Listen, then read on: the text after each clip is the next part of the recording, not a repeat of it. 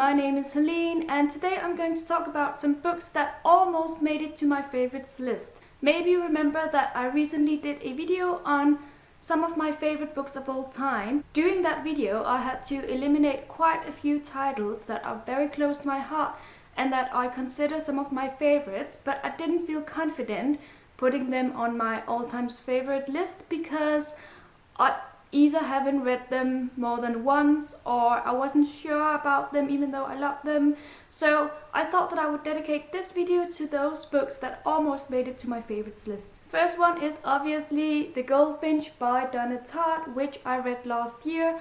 I love it so much. It's a 700-page book and I read it in a week because it was devourful. This was the first book I read by Donna Tartt, so that means that this was my introduction to her authorship and I fell in love with her. I was going to include The Secret History on this list as well, but if I had to choose between the two of them, this one would be my favorite. The Goldfinch is about Theo, who lives in New York with his mother, and then one day his mother dies in a terrorist attack and he is left alone, so that we follow him as he grows up and becomes this independent creature. Such a beautiful story.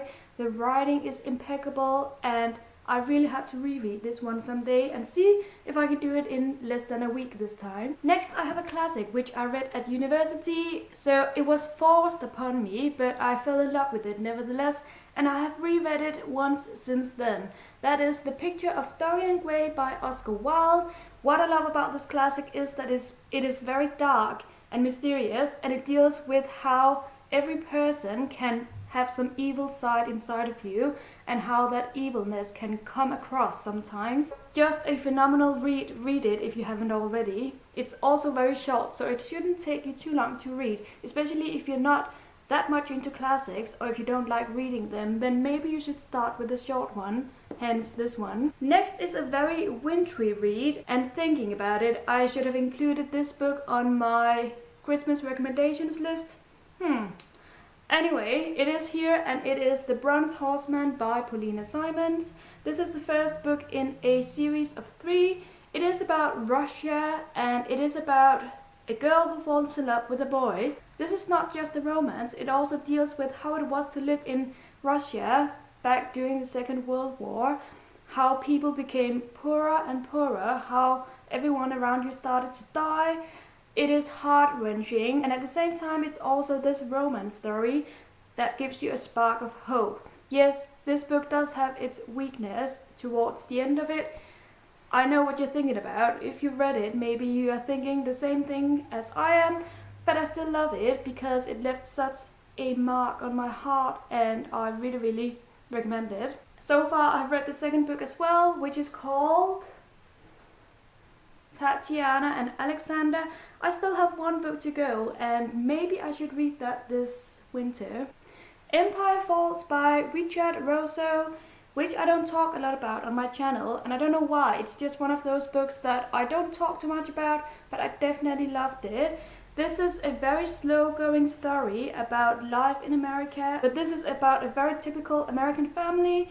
I think it's the father who works at a diner, and then we follow him as well as his children.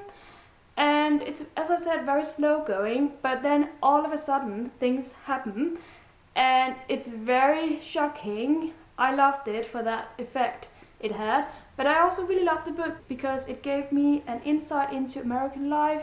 Not that I don't know about American life, but I love these kinds of books that tell about everyday life in America. This one definitely appealed to me and I really love it. Then we have A Little Life by Hanya Yanagihara. This is a new release. I read it last spring. It broke my heart. Basically, the book gives you the feeling that you see on the cover here. It depresses the heck out of you. It leaves you with a big hole inside of you. But I still love it. I mean, it wasn't comfortable to read, but it also taught me so many things about what it's like to live for some people and the obstacles they have to go through. I cannot praise this book enough. You cannot go wrong with this book, basically. I remember Raylene from Patfoots and Prong 07, channel name down below. I remember her saying that if you like The Goldfinch by Donna Tartt, which was also on my list, then you will also most likely like this book, because it's kind of the same writing style maybe. I think it's a different story in my opinion, but it kind of has the same feeling to it, and I think I agree with that. I forgot to mention that I will obviously leave the link to my all-time favorites video down below, so that if you haven't already checked it out, you can go and do so after this video. The next one is also a classic, and that is Anna Karenina by Leo Tolstoy, this humongous book. The reason why it isn't my favorite of all time is, among other things, that it's very huge and you have to devote quite some days to read it, and it's also kind of slow going. But what I love about it is that it deals with breaking with traditions in society, doing things that are looked down upon. This one is about Anna Karenina, who is married to a man. She lives in Russia, and back in those days you were supposed to stay married to your man and not fool around with other men. But obviously our main character does exactly that, and yeah, I cannot say too much else, but I really love this book. I've read it twice now, and I will definitely reread it at some point in my life. And yes, it's definitely on my list.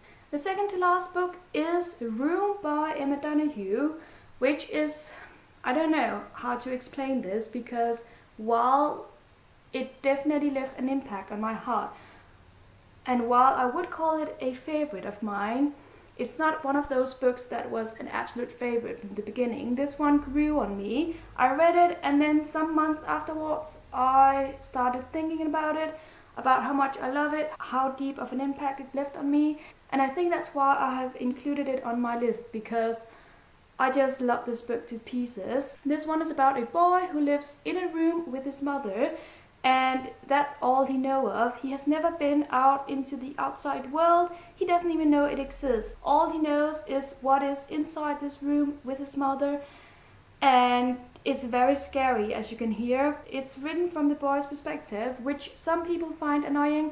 I didn't at all. I found it very refreshing reading from his perspective, and I just really love this book. Also, be aware that some people say that the movie that is coming out, if you want to read the book before the movie, then don't watch the trailer, because supposedly the trailer is going to ruin the book for you. So if you have any interest in it, then please pick up the book first. The very last book I almost included in my favorite books of all time list is The Ocean at the End of the Lane by Neil Gaiman. I have quite an ambivalent relationship to Neil Gaiman, because some of his books I love, and other of his works I enjoy but don't love. This is one of those books that I started out reading, and the first time I read it I enjoyed it, but I was also very puzzled and confused. Then last year, or no, it was this year I read it again, and this time around I fell head over heels in love with it. It has now become one of my favorite books of all time.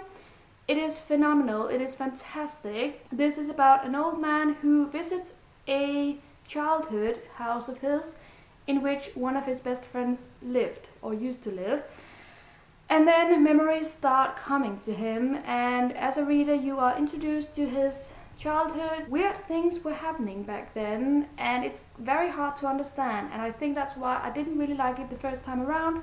But if you have read it and didn't really like it, maybe you should try reading it again, because the second time around it was magical, and I highly recommend it. And that is it for my second part of my favorite books video. I hope you enjoyed it. Thank you so much for watching, and as usual, please let me know in the comments if you have any favorite books that you would like to share with me and with everyone else who might be reading along. Happy reading everyone, and bye bye!